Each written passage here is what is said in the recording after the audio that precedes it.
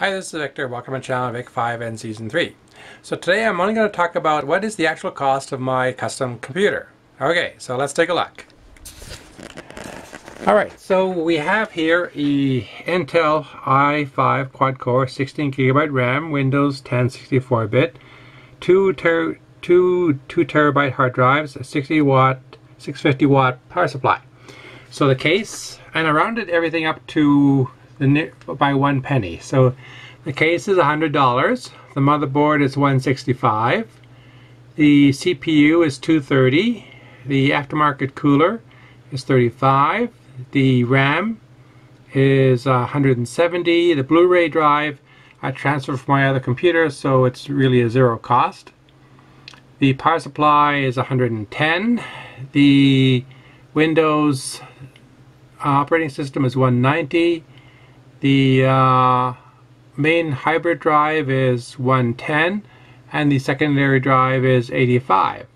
So that gives you a total of $1,195. Of course, that's without taxes and any product insurance. So there you have it. That's the base cost for a custom build. Now, out of curiosity, let's take a look at a Dell. I went to the Dell site and looked at one of their Dell computers that is close to mine, but not quite. There's a few differences, so let's take a look. Okay, so here we have a Dell XPS, and it has of course, a Core i5, higher generation than mine. Windows 10, integrated graphics, which I have, 16 gigabytes RAM, and a 1 terabyte hard drive. Now, it doesn't have the secondary drive. You can't tell what size power supply it is. It probably isn't the 650 watt. And it obviously doesn't have an aftermarket cooler. And there's no Blu-ray drive. You have to add that on as an option. So let's look at the price. So roughly this system is $1,149 or $1,150.